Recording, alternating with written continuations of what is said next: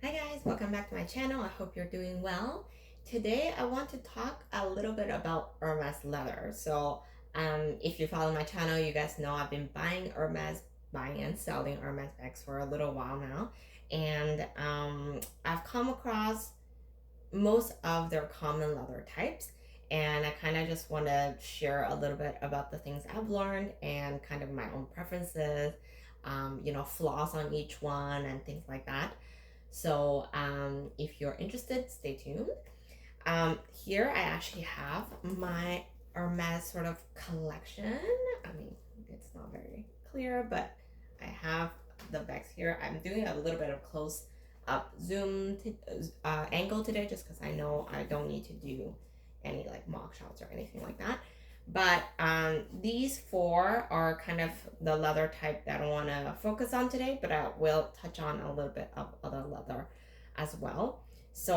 If you follow Hermes or are looking to get your quota bags or, thinking about getting either the quota bags or the general bags, you might start getting familiar with their leather types. But when I first started learning about Hermes brand, their types of leather is just very confusing. And it seems like to be an important factor in determining the price point and the value of the bag. So I feel like it was important to kind of get to know them. And then now I've been following the market a little bit, so I kind of know what's the most sought after, what are the issues with different type of leathers and things like that. And also the one thing to know is that there are type of leathers they are mostly being used for a specific type. For example, the Clemence leather is mostly seen on the Pickleton bags. So this is the Clemence leather in the Nata color. This is a very beautiful Pickleton bag, which I'm going to be using more frequently in the summertime. It is like an off-white. Nata is more like off-white when you look like sort of compared to the shirt I'm wearing. And Clemence leather is a very like soft, slouchy leather, I would say. And is on the heavier end of the leather. It's doesn't hold its shape too well. So over time, usually the Pickleton bags will become really flat. That's why I do recommend these pillows for your Pickleton bags if you do want them to maintain their shape. I think it's not a bad idea to maintain the shape because over time they will slouch. So at least this way you will be able to keep their shape a little bit longer. So now mine can actually stand really well by itself. And the Clemence leather, it's actually really, really similar to their famous Togo leather, which unfortunately I don't have one with me because Togos are mostly used on Birkin bags these days. It's probably one of the most sought after leather type currently on Birkin bags if you're looking to get one kind of that's not an exotic leather like the general more common leather type. I think Togo is probably the one that's the most sought after. When you compare the Togo to Clemence leather on picture, it's actually quite difficult to tell the difference. If you're an expert and if you've seen tons of bags, you would know. I feel like at this point I sort of can tell, but unfortunately, like I said, because I've never actually come across a Togo leather bag like in person, I'm still not always 100% sure. Generally speaking, the Clemence grains are a little bit bigger and flatter. And they do still have this kind of triangle shape grains, so very similar to the Togo as well. The Togo has, generally speaking, smaller grains, and also in general speaking, Togo seem to have a bit more veins compared to Clemence, but um, I think a lot of people kind of like without the veins. So a lot of bags, when you just look at the bag itself, you don't really see any of the veins happening on the bags. I feel like because it's a natural vein, it's actually pretty cool to have them, make your bag a little bit more unique. So personally it doesn't bother me, but some people kind of, it's something they are trying to avoid when they're picking their bags. But so other than the veins, as a kind of a differentiation point, you can also look at the way that the leather shank kind of reflects light. I think that's how I usually kind of differentiate them. With the Clemence leather, although they do kind of have a reflection, well, right now it's really hard to see under natural light like this, but if you look at a picture, um, the Togo leather will have very small grains. Like maybe I can try to insert a picture. The reflection will look like there are tiny dots on the leather. Like each grain will really have a shiny kind of rounded shininess to it. Versus the Clemens is definitely a little bit more matte and a little bit more flat when it looks like against the light. So I think that's the main way to kind of tell just by looking at a bag whether it's a Togo or Clemens.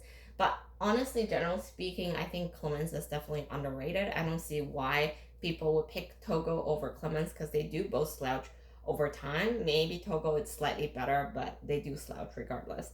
And yeah, price point wise, if you're buying secondhand or buying from reseller, Clemens is quite a bit cheaper for a Birkin bag. So I personally don't think there's any issue with buying a Birkin in Clemens leather. Like the green one that I bought, it's like beautiful, has this beautiful green.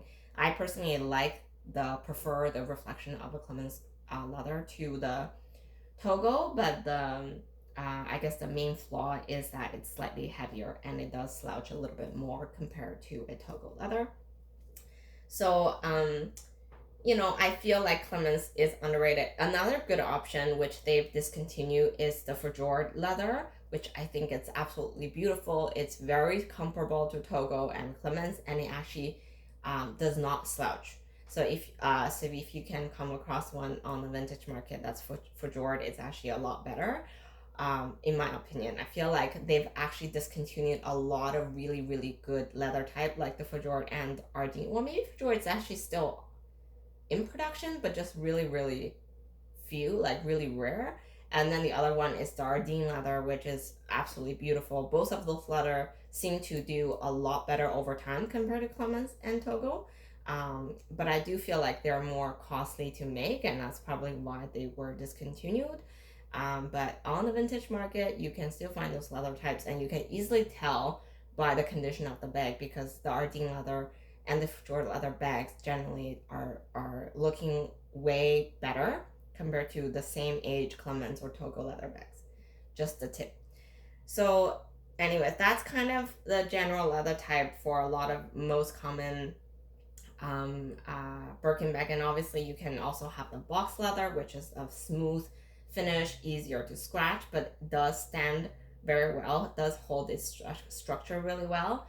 And then you will also find Swift leather, which is also apparently these days not too sought after just because it's easy to scratch and to damage. I did have the Swift leather on my 2424 at one point, so I had a chance to feel it. It is very smooth and very like kind of delicate, but I do feel like it's making the bag very luxurious, so I don't personally feel like it's a leather that you should avoid. To be honest, all these bags are meant to be kind of used. They are well made, like all their bags are really well made. So, it kind of just depends on your own preferences. Like if I can personally pick one leather type to buy right now for a Birkin bag, it's probably going to be an Ardeen leather or Fjord leather if I can pick like out of everything I have. But otherwise, Togo or Clemens will just be as beautiful, and it all comes down to how much wear the leather have. The other very common leather that we commonly see nowadays is the Epsom leather or the Chevre leather from the vintage bags.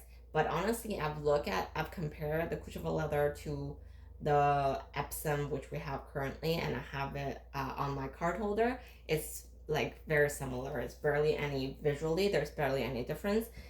With the feel to it, I feel like maybe Epsom is a little bit more processed in comparison, but I have a feeling that the way they're treating them or making them is essentially the same. Epsom leather is actually on the cheaper end when you look at price point. Epsom leather does hold its shape very, very well, but it's a leather type that cannot be repaired. So once you have major scratches, once it's being worn down with rubbing corners like this, is really not easy to repair. And if you do any touch-ups on Epsom leather, I feel like it shows a lot more. It's very easily you can easily tell that the bag has been touched up or repainted. So I think those are the downfalls of an Epsom leather. Of course, the main pro is the fact that it will stand very well by itself. So it's commonly used for things like Constance bag or Kelly mini bags, you know. So it's easy. Like they will like the shape will be maintained very easily. But I don't know. It's not really a leather that I personally like because I do like more natural looking leather types, so that has more grains and less of the processing. But I do love how Epsom hold its color. I do feel like maybe it is because the fact it's less, it's more processed. I do feel like the it retains color really well. So this gold bag still have this beautiful kind of gold on it with slight patina, but overall, like I feel like the color is really reflecting really well on the Epsom leather, or the Chevre leather in this case. Even the strap and everything is in really beautiful vintage condition. Yeah. So every bag has its pros and cons. I do think the Fjord leather doesn't hold color as well as the other leather bags. So unless you're picking something more neutral like a black leather or something that's just like, you know, no shades or anything, if you pick anything that has a blue shade or the red shade, I feel like on certain leather it doesn't reflect, it doesn't come out as well. So that's the Epsom leather. Definitely recommended for your Constance or Kelly's and things like that. But personally, if I can pick, I'll probably pick the Chevre leather instead. So the Chevre Mazur leather or the Chevre, any kind of Chevre leather, really the gold leather, I do think it actually holds the shape just as well as the Epsom here leather. And you can see it also does have that kind of similar shine to it because of the way the leather is resistant to scratches and to moist. So this one is also, it's a pretty old vintage, but it still holds its shape extremely well. I do like the natural pattern on the Chevre leather, and you can see it's a symmetrical kind of pattern in this case, which I find really cool. Again, it's one of the leather that they no longer do use on their bigger bags. You can still find Chevre leather for like a mini Kelly or something, but they don't use on bigger bag like Kelly, bigger size Kellys or Birkins anymore. I see a lot of people do special orders in this leather for good reason because they do hold really, really well. The corners are like no wears, and this leather, unlike the Epsom leather, can still be repaired, can be touched up. So I feel like if you have the choice between the two, I would prefer the Chevre leather. Some people don't like the grains on the Chevre leather because it's not like your Clemence or your Togo grains. It's more like I don't know, it's a little different, but it is natural grains, unlike the Epsom grains. That's more like man-made artificial grains. Does that make sense? Yeah, but I love this bag, and I think it was a really good choice in terms of leather type, and it's holding really, really well. And the last one I'll touch on today is the Nagonda leather on the garden party. So again, so there are many leather types they only use for certain bag type, and the Nagonda leather is mainly seen on the garden parties. This is in a taupe color, and it's a really beautiful bag. Apparently it's designed to be used every day, so it's designed to be durable, and it does have this beautiful veins and grains on it.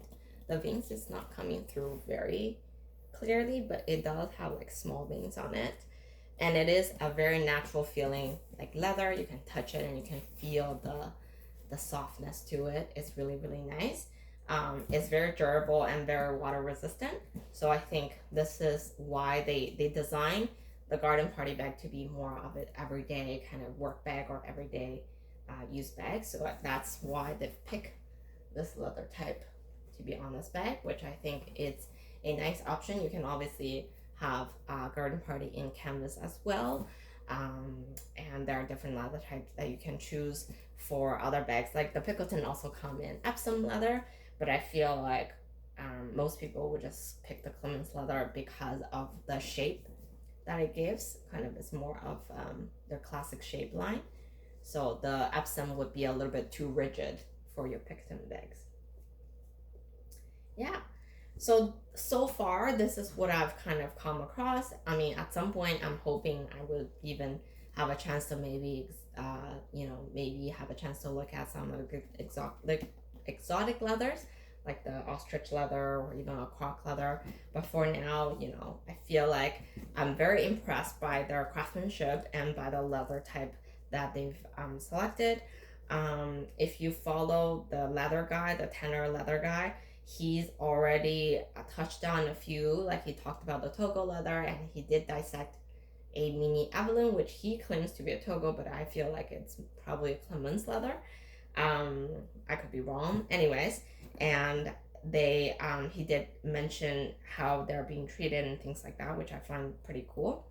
But yeah, that's all for today. I just want to share I was just thinking out loud and just thinking, it might be a good time to talk about some of these leathers. And I do find the Clemence and the Togo is the one that people compare the most, and because they're the most difficult to differentiate. But I would encourage you to look, if you are open to the vintage or secondhand option, I would definitely encourage you to look at some of the vintage leather type, because like I said, the Ardeen leather or the Fjord leather is probably, I think, the top leather when it comes to Birkin bags.